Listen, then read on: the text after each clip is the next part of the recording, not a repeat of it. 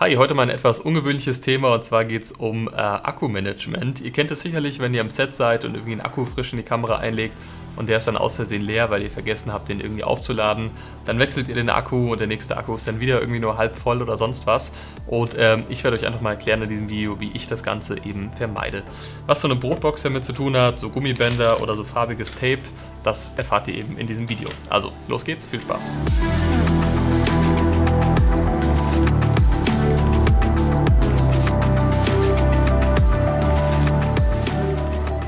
Die erste Sache, die ganz wichtig ist, dass ihr einfach nach dem Motto lebt, nach dem Dreh ist vor dem Dreh. Was meine ich damit?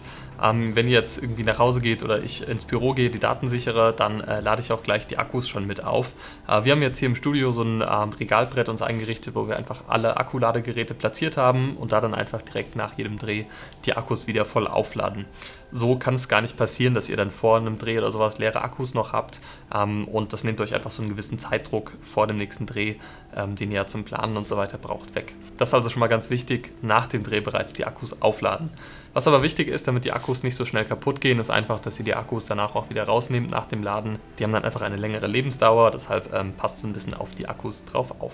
Jetzt habt ihr ja das Problem, dass ihr so einen Akku, zum Beispiel hier mein Akku von der Fuji, nicht ansehen könnt, ob der jetzt geladen ist oder nicht geladen ist. Natürlich könnt ihr den vor dem Dreh kurz in die Kamera einstecken und gucken, wie voll er geladen ist. Noch besser wäre es aber natürlich, wenn ihr diesen Akku jetzt einfach markiert als vollgeladen. Und hier kommen jetzt zum Beispiel entweder so farbiges Tape oder Gummibänder zum Einsatz.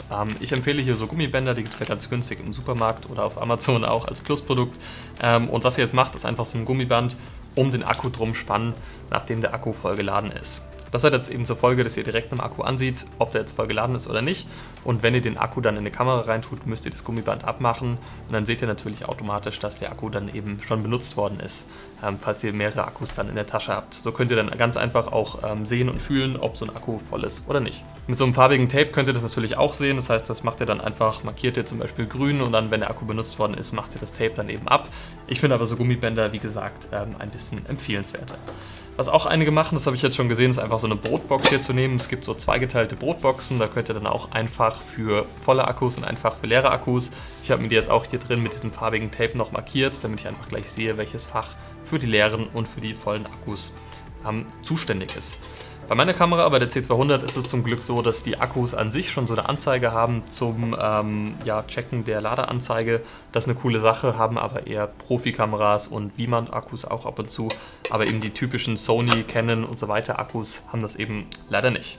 Genau, das Ganze fordert natürlich ein bisschen Disziplin. Man muss eben das konsequent sich auch, ich sag mal, antrainieren, weil früher war ich auch einfach total faul nach dem Dreh, habe mich dann lieber ins Bett gelegt, als noch irgendwas nachzuarbeiten oder sowas. Aber wie gesagt, sowas dauert 1 Minute und der Akku ist am Netz und ihr habt dann eben nicht mehr das Problem, dass ihr im Set steht ohne einen Akku. Ich hoffe, das Video hat euch gefallen, auch wenn es jetzt nicht direkt mit Filmen oder sowas zu tun hat, aber es ist, denke ich, ein nützlicher Tipp. Grüße gehen übrigens noch raus an Tobi Schnopfall, der hat mir nämlich hier diesen Trick gesagt mit den Gummibändern, finde ich eine echt coole Sache. Checkt gerne mal seine Kanäle ab, es lohnt sich und genau, jetzt würde ich sagen, bis zum nächsten Video, macht's gut, ciao.